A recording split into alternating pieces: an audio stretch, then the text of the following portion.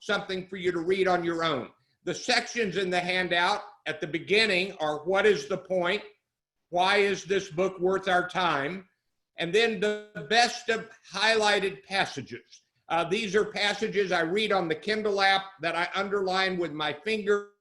I have usually 100 pages of highlighted passages that I paste into a Word document, and I end up around 90 to 110 to put in the handouts. Some of them are bold, some of them have larger font.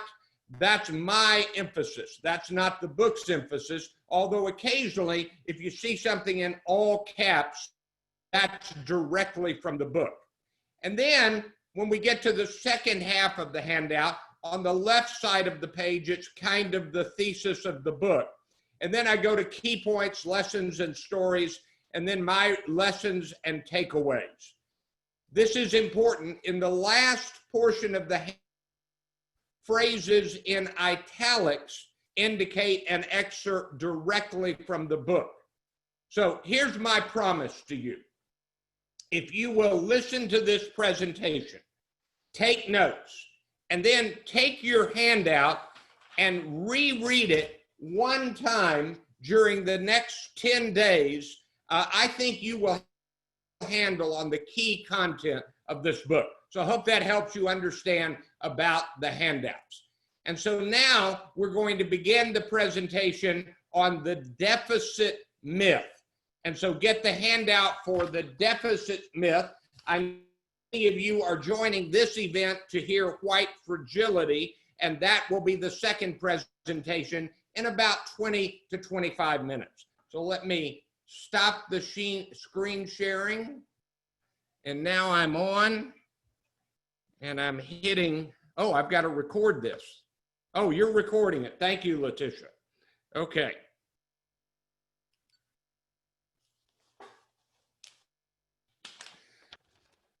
So let's begin with the way we usually talk about it. The United States federal government is running at deficit. That is true almost every year of my adult life. There was a tiny swath in the 1950s where it did not have any or much of a deficit, and there were a couple of years in the Bill Clinton presidency where there was not a deficit. If you would like to know how much deficit there is right now and how much debt the United States government has right now, here we go. For 2020, they are projecting a $3.7 trillion deficit. That's $3,700 billion deficit. That's for 2020. It would have been close to about $1 trillion, except for something called the pandemic. And it's possible that it's going to go even higher based on what Congress might do right about now. The total national debt, the deficit, is the amount we spend what is brought in taxes every year. That's the yearly deficit. The total debt is the accumulated debt that has never been brought down, and that is currently, I hope you're sitting down, $25 trillion, 25,000 billion dollars. And if you don't know how much that is, that's more money than Jeff Bezos and Elon Musk and Bill Gates have together. That's a lot of money. So we're talking about a very, very big deficit. Now, if you've got your pen, find a little spot somewhere on the handout to write down this date. This is a very important date.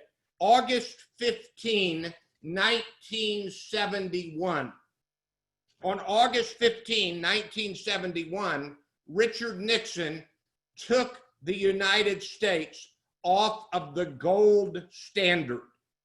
Up until that moment, if you had produced a dollar bill, you could have gotten a tiny little bit of gold. And I think the amount at that moment was 35 per ounce of gold. We took Richard Nixon took the currency off of the gold standard. If you were to find an old dollar bill from before 1971, it would say at the top of it, silver certificate. So gold and silver standard. Now it says Federal Reserve note. And so the value is based on the Federal Reserve. Now I've got one more thing for you to write down just so you'll get it in your head. And it's two names. One of them is Keynes, John Maynard Keynes, Keynes, and the other is Hayek, Hayek. Now, I'm not going to give you a long lecture on Keynes and Hayek, but they've kind of been the two dominant people dealing with monetary policy over the last many decades and years. And I'm going to oversimplify, but it's pretty close to accurate. Keynes believed in spending to stimulate the economy. And Hayek is kind of the father of what became the austerity movement. And so you've got spend to stimulate and you've got austerity. That's the background to this. So now we're going to go to the handout by Stephanie Kelton, The Deficit Myth, Modern Monetary Theory, and the Birth of the People's Economy. And I'd like you to turn all the way to page 8. Turn to page 8, to the last page of the highlighted passages. We're going to look at number 102. This is excerpt number 102. Paul Ryan was asking Alan Greenspan whether he agreed that Social Security was in financial trouble and that moving to a system of private Wall Street managed retirement accounts would help address the crisis. I wouldn't say that the pay-as-you-go benefits are insecure, Greenspan said, in the sense that there's nothing to prevent the federal government from creating as much money as it wants and paying it to somebody. Circle that phrase. The federal government can create as much money as it wants. Uncle Sam can always pay. That was Greenspan's point. That was Greenspan's point. So this is an important concept. So now turn to page 9, and we're going to go back a little bit later to look at some of the key elements. And I've got one more thing for you to write down before we just start reading what's here. I've written it down right up here at the top, underneath the title and the subtitle, The Deficit Myth, Modern Monetary Theory and the Birth of the People's Economy. Write this question down. Where does money come from? Now, I have been intrigued by this question for ages. Where does money come from? If you took a great big bag of money, let's just imagine that you can put all of the money that the United States has in every conceivable way in this bag of money. Well, next year, the bag of money is going to be bigger. Now, the GDP may shrink, but the bag of money is going to be bigger. Where does money come from? And in the old days, you ended up having to get more gold to get more money. That was the gold standard. But now, the government creates money. And that's where money comes from. So that's the idea of modern monetary theory. And so this is normally a place where I do a book on how to be a good manager or how to aim for business success. This is a macroeconomic book. And so we're talking about how worried should we be and how do we interpret and think about the fact that we're adding to the federal deficit by generating money from the federal government right now. This is kind of let's think about the big picture of money. On the left, I've got a few things that will help us kind of the thesis of the book and some definitions. From a website called Investopedia, modern monetary theory, MMT, is a heterodox rather than orthodox macroeconomic framework that says monetarily sovereign countries like the United States, the United Kingdom, Japan, and Canada are not operationally constrained by revenues when it comes to federal government spending. In other words, such governments do not need, this is worth underlining, such governments do not need taxes or borrowing for spending, since they can print as much as they need and are the monopoly issuers of the currency. The idea is if the federal government needs more money, it just creates it. They could print it, they could add it on a ledger sheet, that's how they usually do it, and they just generate the money. So that's a quote from a website, now from the book. This book aims to drive the number of people who believe the deficit is a problem closer to zero. Let me give you a little quick history. When George W. Bush was president and the deficit was growing, mainly because of a war, but the deficit was growing, Dick Cheney, his vice president, said, quote, "Deficits don't matter." Now that sounded opposite of what Republicans had said for so long. Reagan was worried about deficits. Paul Ryan is worried about deficits. But Cheney said deficits don't matter. The deficit is not a problem, is what he was saying. I'm reading again on the left. We will show how MMT, modern monetary theory, demonstrates that the federal government is not dependent on revenue from taxes or borrowing to finance its spending, and that the most important constraint on government spending is inflation. Circle that. I'm going to try to explain it. And now confession time for Randy. I'm not sure I fully grasped all of this. One of my beliefs is that when you're delving into an area that you're not accustomed to, it takes reading more than one book to get it. So I'm going to describe what I think she means by the danger of inflation. But that's not a current worry at the moment. And so we are not like Greece. We are like Japan. So let me explain what she means by that. During the 2008 financial crisis, Greece cratered. I mean, we're talking about they didn't have any money. They were out of money. They had to borrow money from other countries and other fiscal entities, and they did not have a strong enough economy to get a good interest rate. What was Greece's problem? They have no currency of their own. That's critical. They had to rely on the euro.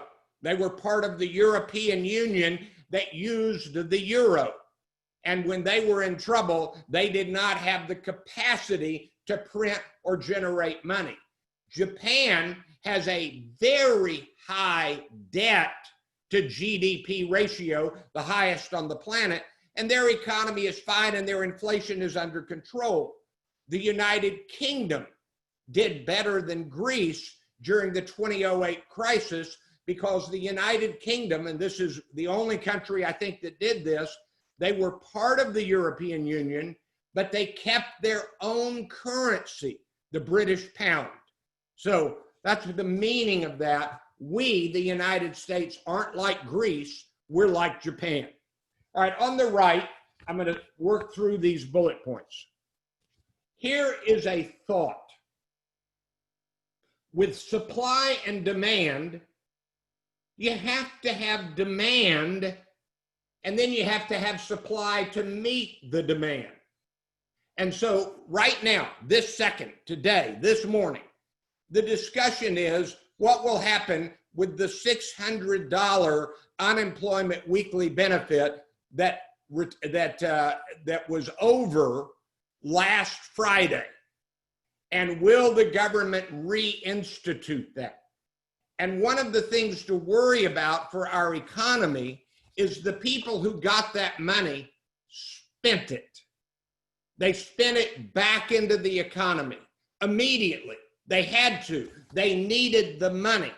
And so they had demand, and then the supply kept up because they had the demand.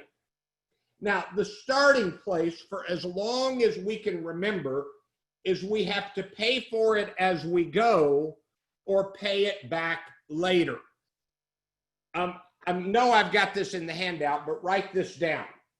The government is not like my household. Randy Mayeux has a real flaw in his finances. I can't print money. I can't print money. And I'll tell you what else. I live in Richardson. The city of Richardson can't print money. We live in Texas. The state of Texas cannot print money. So they have to have enough money coming in. Many of the states, I think nearly all of the states, have some kind of rule that they can't function in deficit. And the reason is states can't print money. But if the federal government provides money to the states, provides money to the individual, then you've got the possibility of things continuing where they can purchase things and spend the money. A few words of introduction. This book and this modern monetary theory goes against traditional economic theory.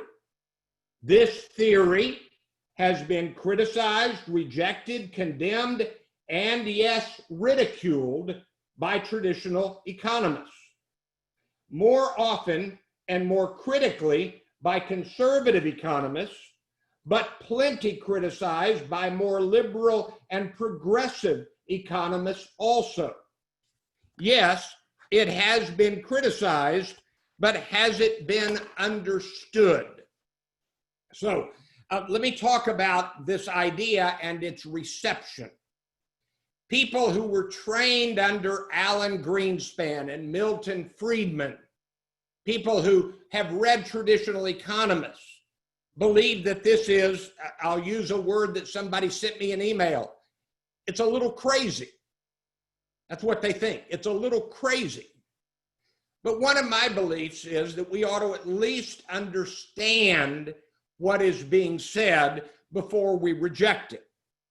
And I've read some things by Milton Friedman and Alan Greenspan and articles about, I have not read the original documents, from Keynes and from Hayek. And I've now read this. By the way, this was number 10 on the July bestsellers list on the New York Times. So it made the top 10. And this book is a significant explanation of this new theory. Is it going to be right? And what I mean by that is, will history prove it to be right? It's too early to tell.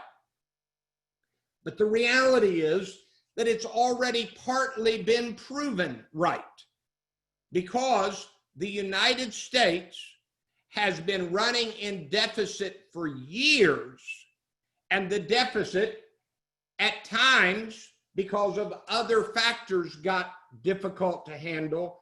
But in reality, in our best years, we had plenty of deficit.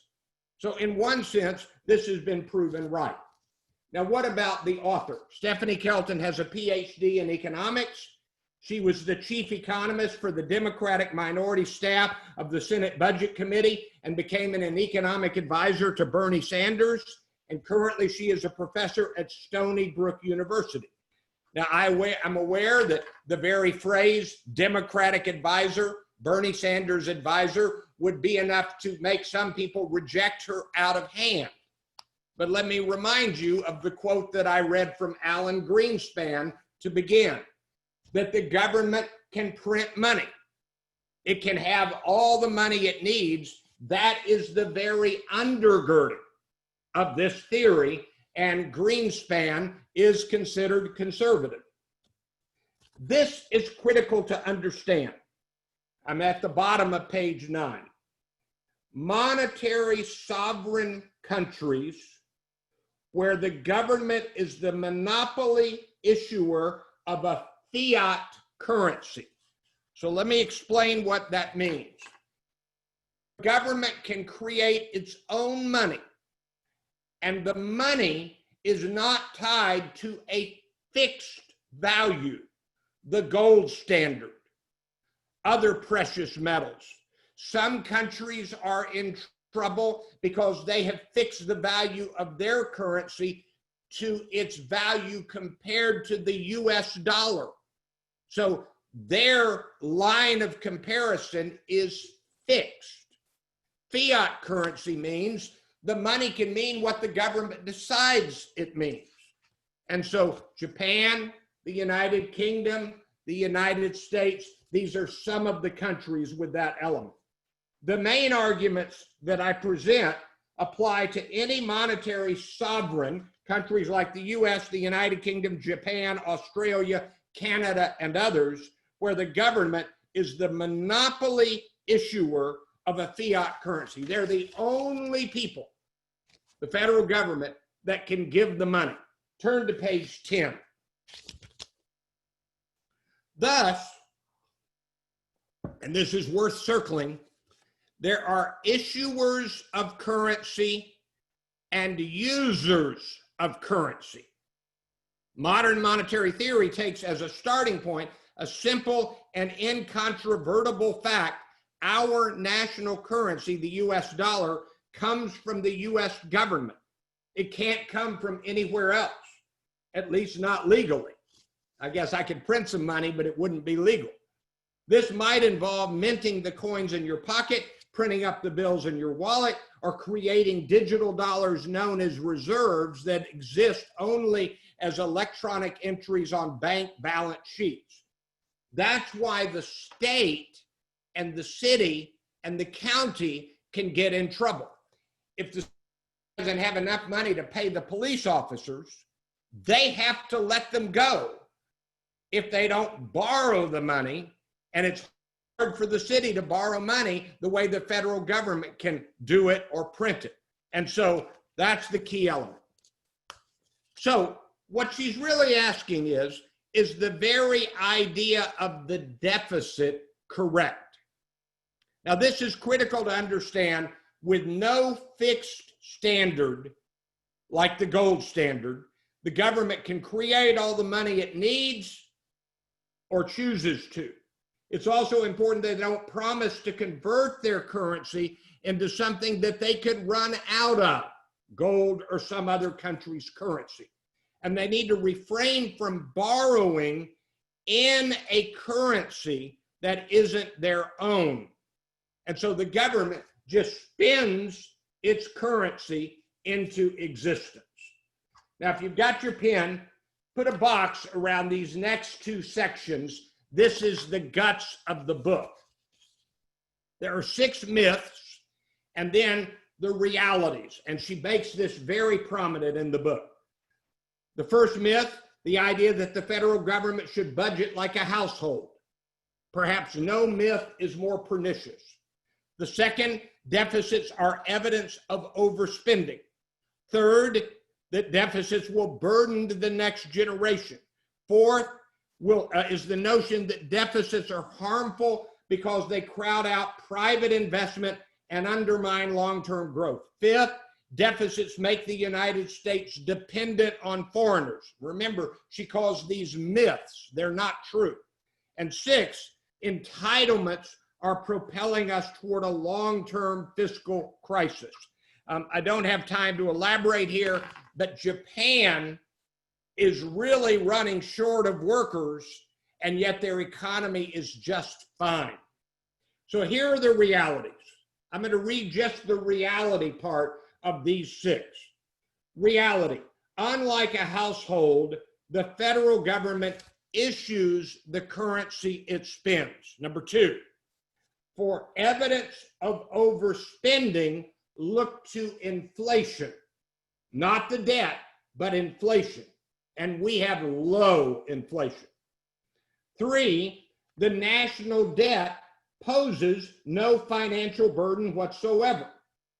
4, fiscal deficits increase our wealth and collective savings. I'm going to tell you a little story about that. 5th, America's trade deficit is its stuff surplus. And 6, as long as the federal government commits to making the payments, it can always afford to support these programs. What matters in our economy is our economy's long-term capacity, underline this sentence, this is a key sentence, to produce the real goods and services people will need. All right, drop down to the 2 buckets. Uncle Sam's deficit creates a surplus for someone else. That's because the government minus 10 is always matched by a plus 10. So let's imagine that the government has a bucket of $100. It gives that $100 to the people in whatever fashion, grants, whatever. And now the people have $100. And now they pay back $90 in taxes. This $100 is new.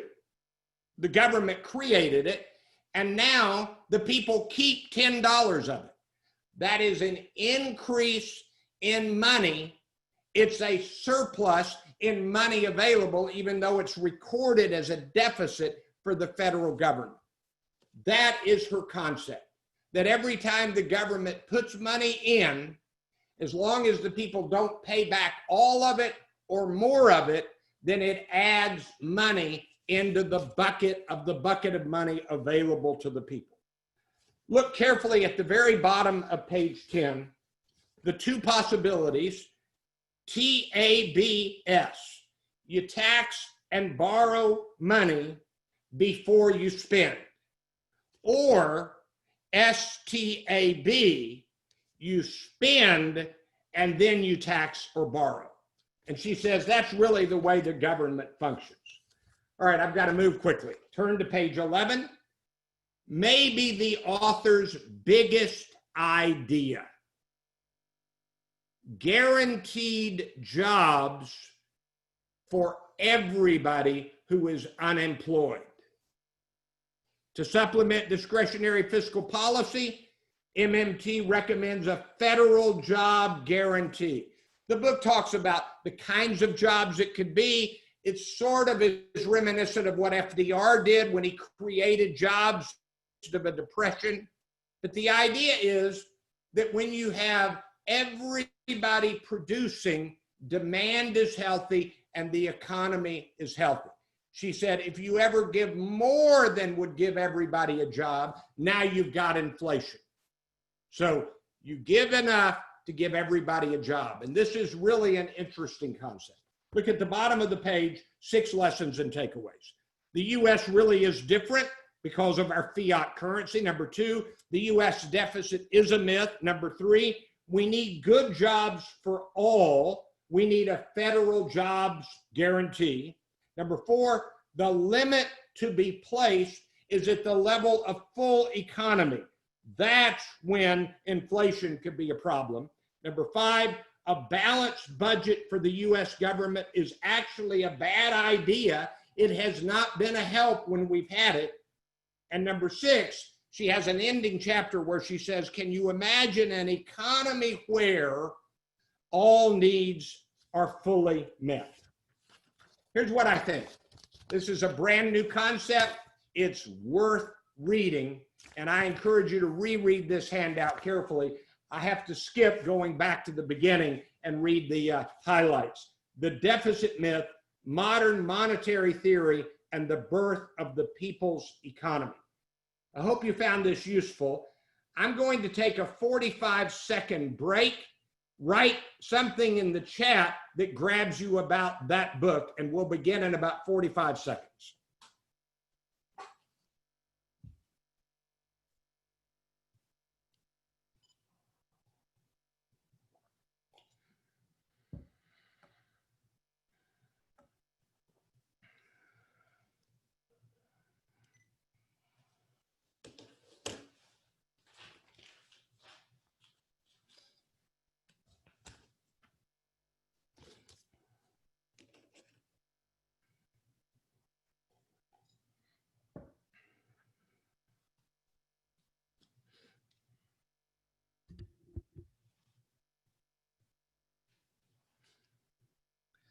Okay, I'm coming back on. If you will get your handout for White Fragility by Robin DiAngelo.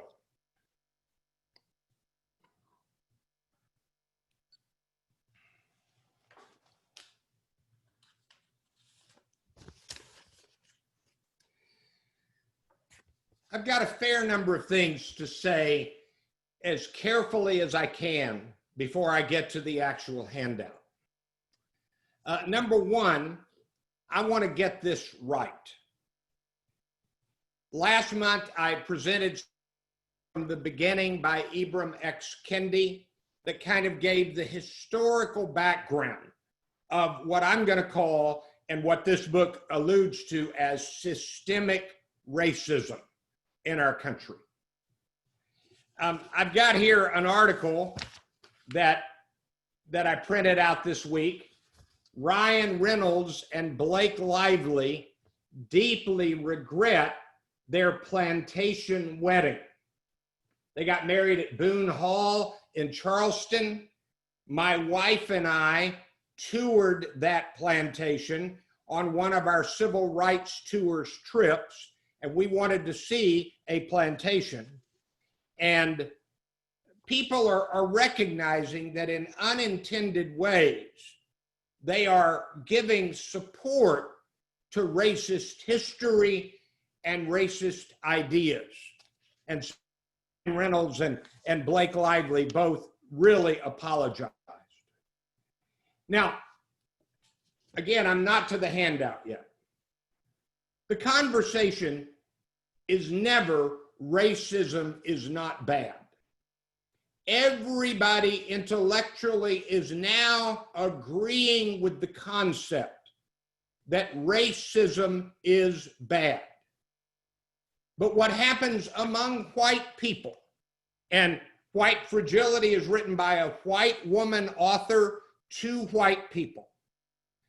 What happens among white people is they say, I'm not racist. I'm not a racist. They don't acknowledge that racism is systemic and that they have bought into some of the systemic racism unintentionally. They didn't know they'd done it, but it was very real. So if you kind of think about these questions, is there racism? Yes. Are there racists in America? Yes. Are there racist systems in America? Yes. What do we do about it? That's the current discussion.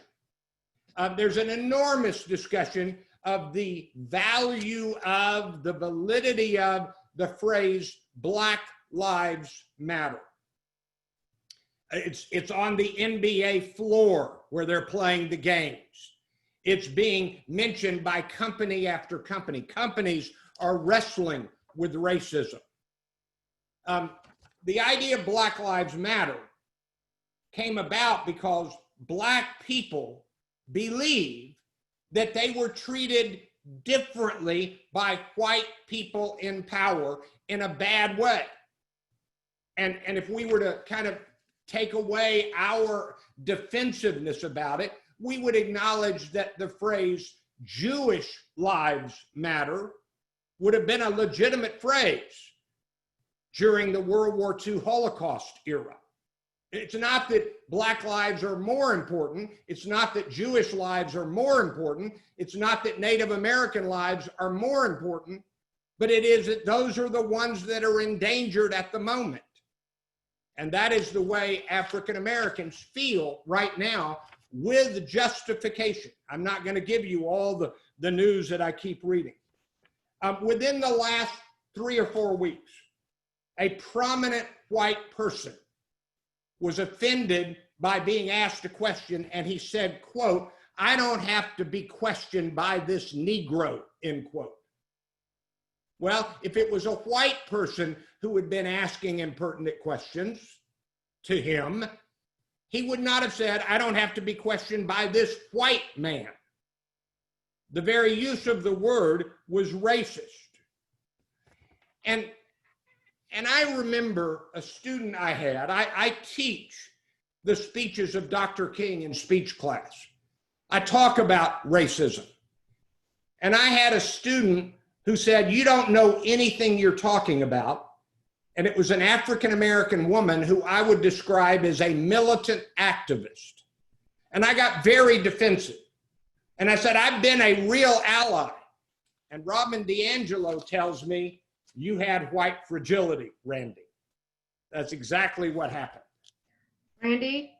Yes. You're coming in and out, so stay close to your microphone, please. Okay. All right. Sorry about that. Thank you. All right. I do think it is important that we know the very foundation for what developed in our country. And so I'm going to read you a quote from the cornerstone speech delivered by Vice President of the Confederate States of America, Alexander Stephens, in Savannah, Georgia, on March 21, 1861. This is what founded the Confederacy. It's called the cornerstone speech. After commenting on that other nation, the United States, that holds these truths to be self-evident, that all men are created equal, Alexander Stephens said, quote, and this is a direct quote, "Our new government is founded upon exactly the opposite ideas. Its foundations are laid, its cornerstone rests upon the great truth that the Negro is not equal to the white man, that slavery, subordination to the superior race, is his natural and normal condition. This, our new government, is the first in the history of the world based upon this great physical, philosophical, and moral truth. So the rightful place of the black person is slavery." And now listen to this next paragraph. It's breathtaking. "May we not therefore look with confidence to the ultimate universal acknowledgement of the truths upon which our system rests. Our government is the first government ever instituted upon the principles in strict conformity to nature and the ordinance of providence in furnishing the materials of human society. Many governments have been founded upon the principle of the subordination and serfdom of certain classes of the same race. Such were and are in violation of the laws of nature. Our system commits no such violation of nature's laws." That's 1861 flowery speech. Let me tell you what he's saying.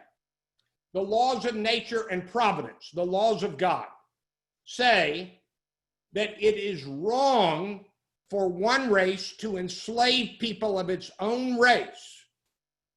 But nature itself shows us that black people are inferior. That's the finding, the belief, not the finding, the belief that founded the Confederate States of America. Now, one other personal comment. I had some people communicate with me basically saying, "Randy, this book is," one person actually said it's Marxist. And others said, "I'm being divisive by choosing this book."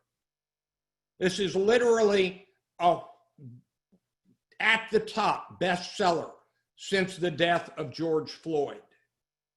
But I've had more people appreciate that I'm doing the book than complained about it. And of course, not everybody who doesn't like it, let me know. Not everybody who appreciates it lets me know. But this is a book that is very much part of our national conversation. And there's a story in it. Turn to page 8, and I want to read one highlighted passage that really gets to kind of what she's talking about in terms of the treatment of African Americans.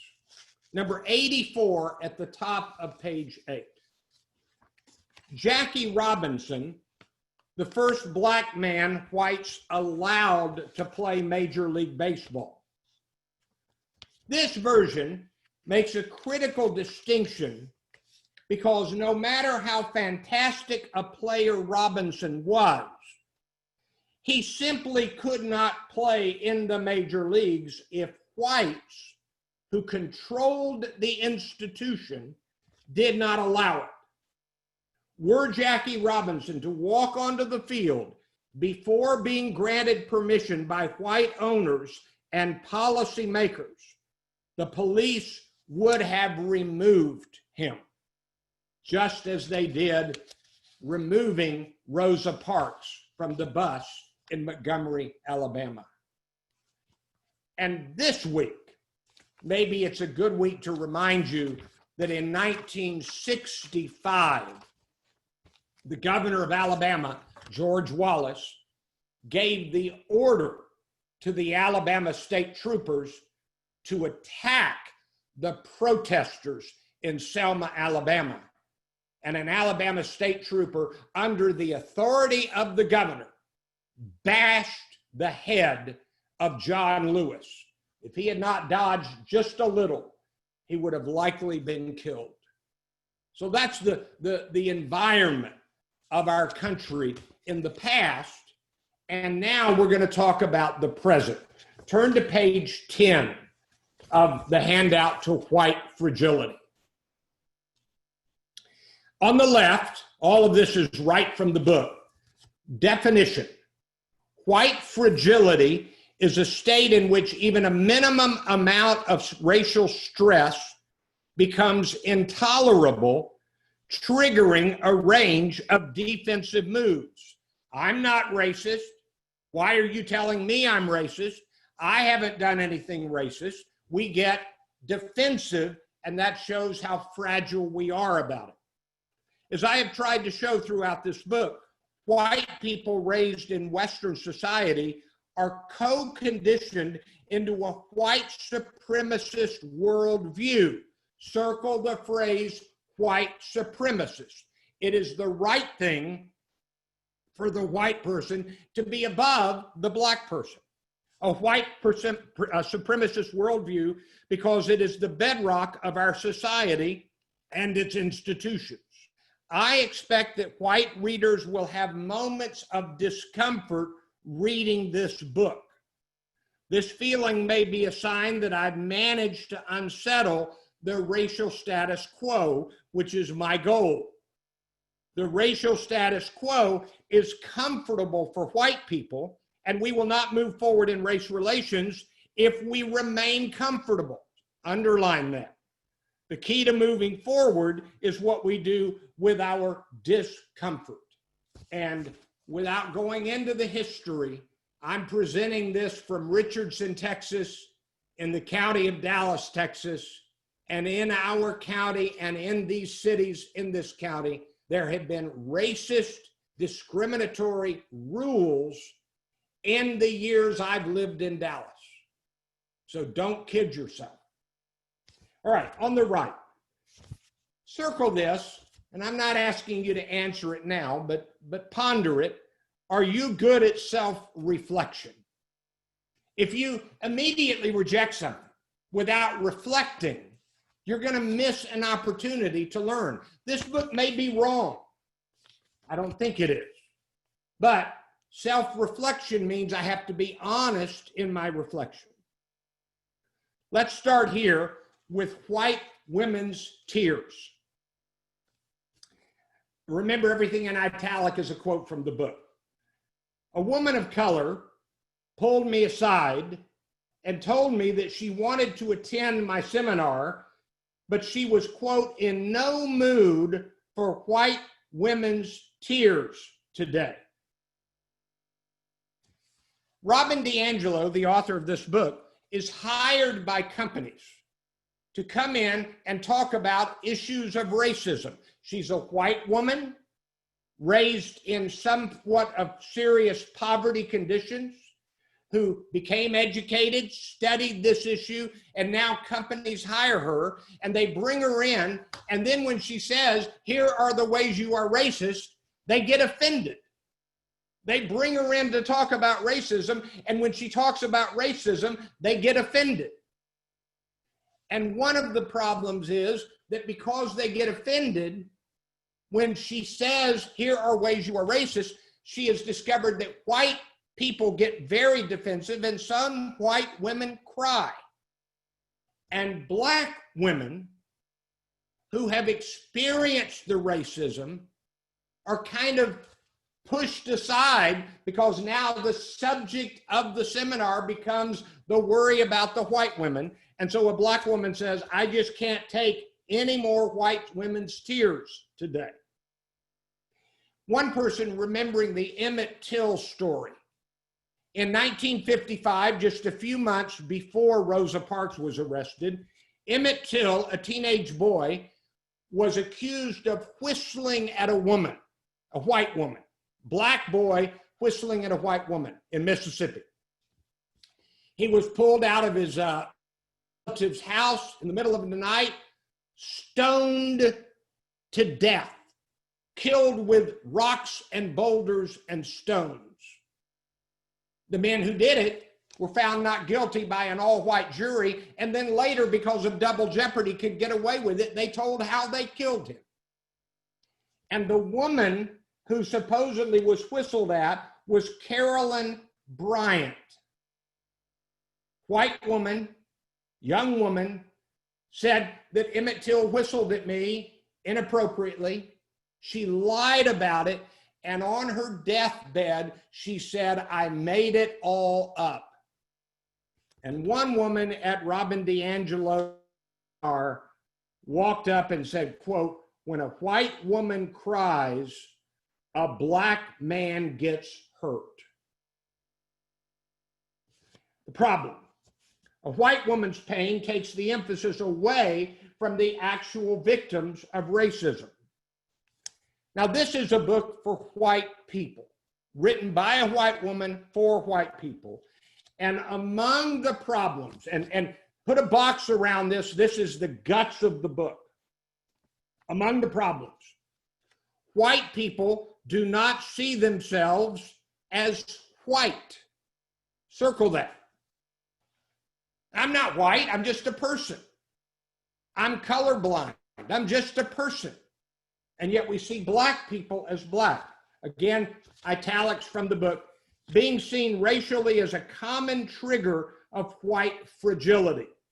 And thus, to build our stamina, white people must face the first challenge, naming our race. Whiteness is not acknowledged by white people. The foreword to this book, written by Michael Eric Dyson, great writer. I've read 2 of his books. Dyson says, white people don't acknowledge that they are white. W.E.B. Du Bois, 100 years ago, said that the problem, The Soul of Black Folk is his most famous book, the problem is whiteness. Whiteness. People don't realize that their whiteness makes them view themselves above black people. The next problem, I'm reading this list. White people do not see themselves as racist. Be careful how you define racist. Racist is not individual meanness only. She says in the book, if you hear me say you're racist and you think that I'm saying that you use the N-word and you are ugly and you do this and you do that, no, I'm talking about the system is racist. I'm not saying that you are a mean-spirited, bad person, but you have supported a system that is bad. The next one.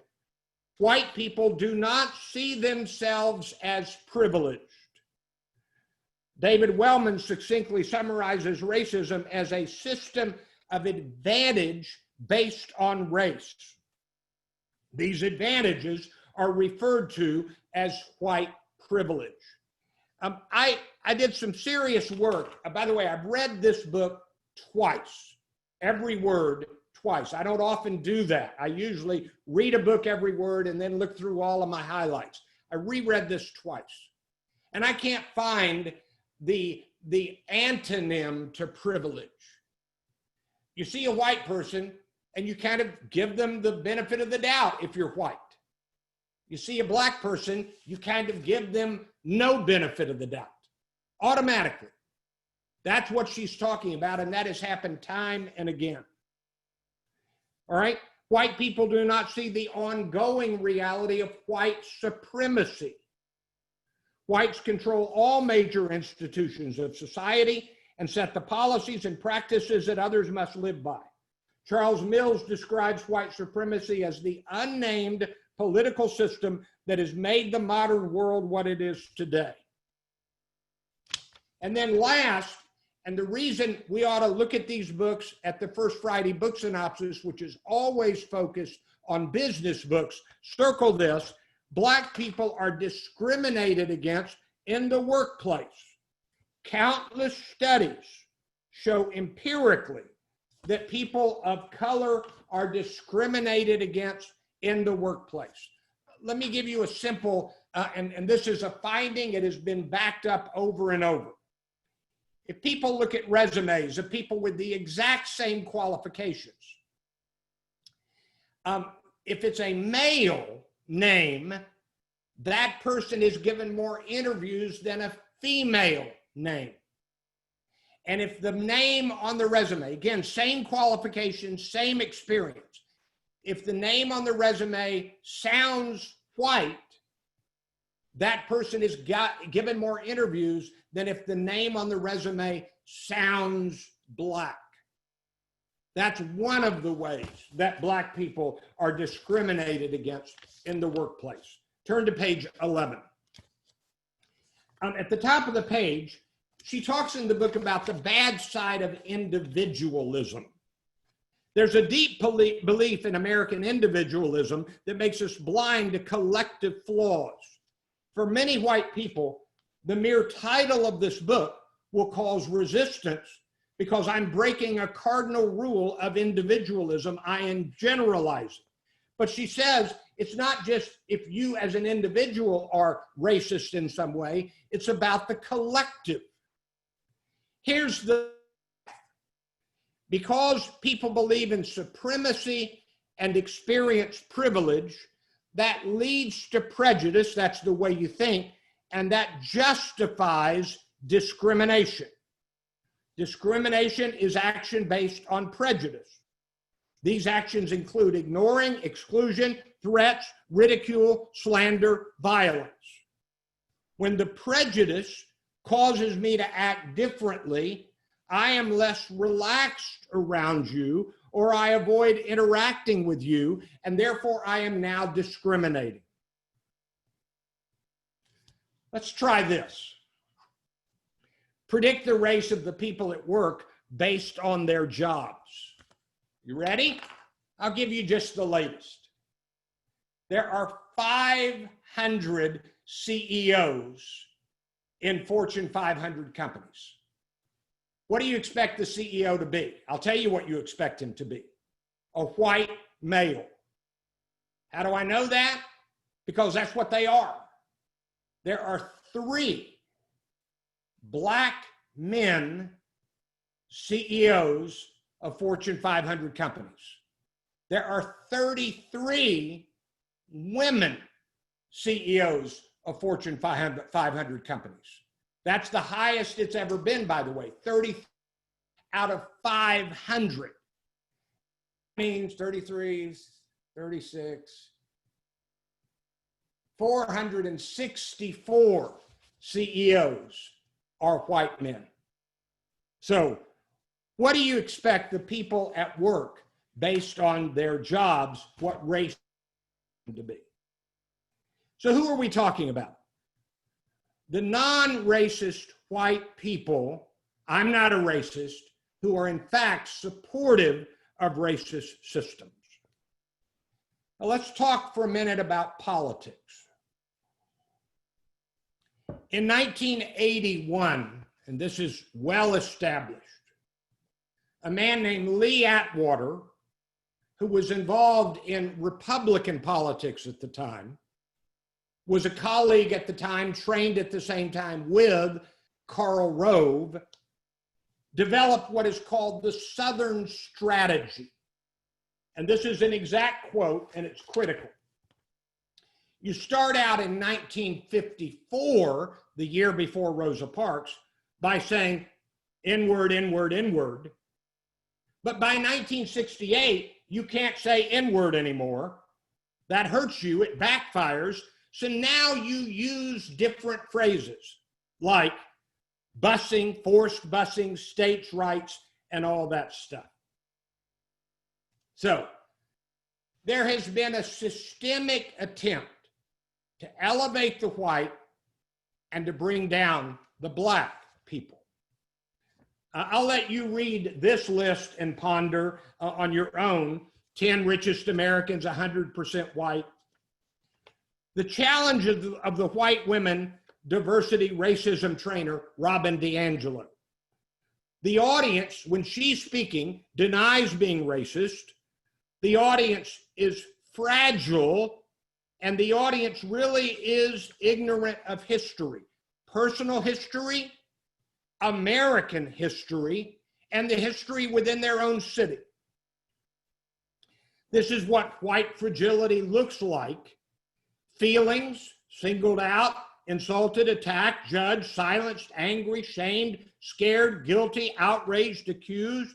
And then the behaviors are they cry or they deny or they leave or they focus on intentions. That wasn't my intention.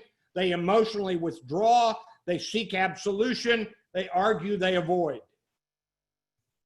White people, with their rules on how to talk about racism carefully and correctly, end up with rules that obscure racism, protect white dominance, and regain white equilibrium. The call is to courage and intentionality. Turn to page 12. I really regret that I don't have time to read the opening pages with the highlighted passages. Please read them on your own. But right now, look at the bottom of 12. Some lessons and takeaways. If you read this book, number one, there is no such thing as reverse racism. Do not let that lie stand. Racism requires superiority and structural exclusion. White people do not experience such in the United States. Number two, the discrimination, the exclusion, the racism-based superiority is a multi-century reality. It is still everyday reality. People of color, do not pretend that it is not. Somebody told me this week, he said, I don't see this really being solved for another generation or two. Black people have said, we've waited generations. Number three, if you are white, do not claim to be colorblind. First, you're not. And second, that doesn't help. Number four, do have more gatherings and conversations with people of color. Listen, really, for extended periods of time, listen, and do not ever turn such meetings into meetings about your feelings of fragility.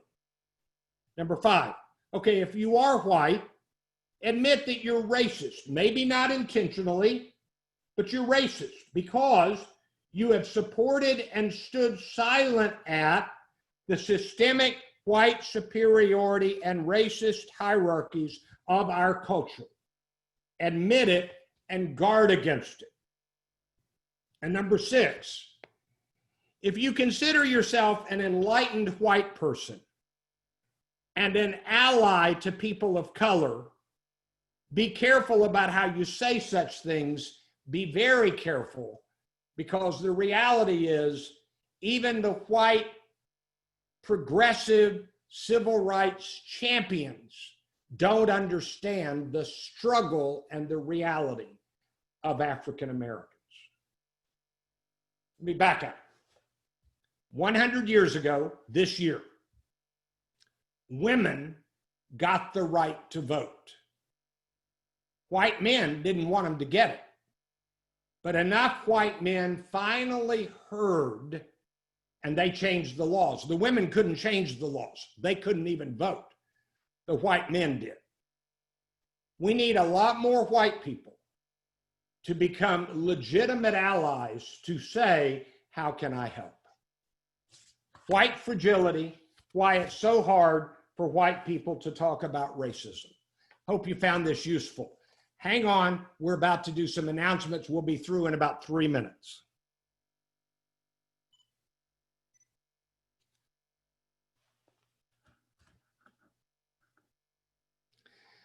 I'm going to share the screen again for a few announcements.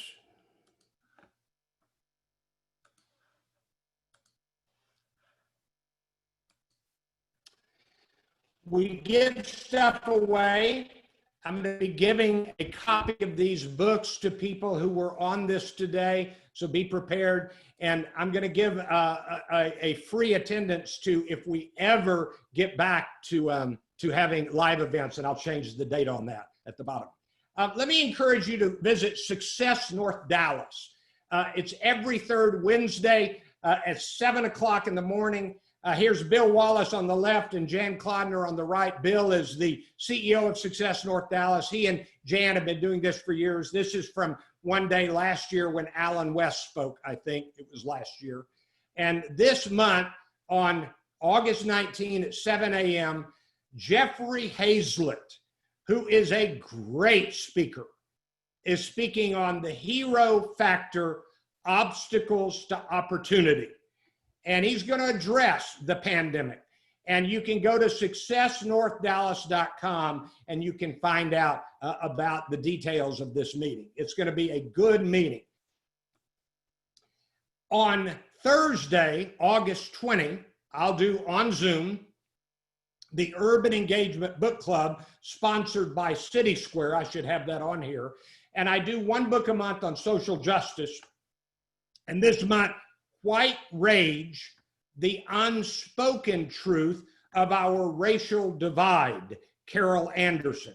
I have not finished reading this book, but I suspect it would be a good companion to what we did today. If you want to sign up for our email list, go to 15minutesbusinessbooks.com. If you'd like to contribute, use my email address through PayPal. We had trouble with a button. I apologize about that. And I'm recommending $12, but this is free to anybody and everybody. And I'm going to put the video of this up on YouTube, and I'll put that on a blog post. I am available to do these presentations on race and also do presentations on business books within businesses. And so please think of if you have a need for a speaker over Zoom or if we ever return to live. Next month, Friday, September 4. Yes, that's Labor Day weekend, I think. But we'll begin the weekend at 7:30 in the morning. And I'm going to do the brand new book. It's not even published yet. Humanocracy by Gary Hamel and Michelle Zanini. Creating organizations as amazing as the people inside them. Earlier book, What Matters Now by Gary Hamel, I learned the most important thing I ever learned about self-starting workers. He's a good writer, and this will be out in the middle of the month, and I'll have it ready. Let me talk about, I said that I would do 4 months of books on racism. The first book was the history. Today's book was kind of the emotional reaction. Next month, I'm doing The Color of Law by Richard Rothstein, a forgotten history of how our government segregated America, how the laws put African Americans at a disadvantage. It's a pretty academic book, but it's very profound. And then in September, October, I'll be presenting my last of the 4 books on racial issues, How to Be an Anti-Racist by Ibram X. Kendi. I thank you very much for attending. I'm going to stop sharing the screen. Thank you very much for attending, sharing the screen. We're going to unmute everybody and let's stay and talk for as long as you want. Thank you for coming today. I appreciate it. wrong numbers? No, it's not. But that's not our fault. All I can do is provide you with the best. Okay, somebody's on the call. I'm muting them. If it's something that, like, right now, we know that. Randy, Yes. Bill, you did a great job. Thank you for doing this book. It's an eye opener. Somebody had actually told me it was a manual for racism, and they found out you were doing it. And I've heard several comments along with the comments that you've heard, but I have to say, this book is excellent, and I'm glad you did it. Thank you. Bill, thank you. And I think there are people who may pass judgment on books without reading them. There are people who pass judgment on books reading them, and that is okay. But I think this is an important book. So thank you, Bill. I appreciate it. Hi, Randy. Can you hear me? Yes, who is it? Hi, my name is Nikila Gates, and I dialed in today, and sorry I was late this morning, but I am a former student of Dr. Crayer, and I saw that he was on the call too. I have not attended a synopsis in, gosh, I think it was back in since like 2006 or 7. But I just wanted to say how timely this is. As a Black woman, gosh, so many of your comments resonated with me and how Black women and how Black people feel. And a lot of times it does turn into well, help me educate me. So to hear this synopsis coming from you, just beyond being a white man, but as a human being, what a presentation. I just want to say thank you so much for your synopsis, and I look forward to the next one. Thank you. Thank you for joining. Some of you who are unmuted might not know that what you're saying is drifting in. So if you're not part of the conversation, mute yourself at the moment and then join back in. Thank you very much. I appreciate that. Anyone else? We got lots of time and lots of room to talk. Randy, Dave Sykes here. This book in the last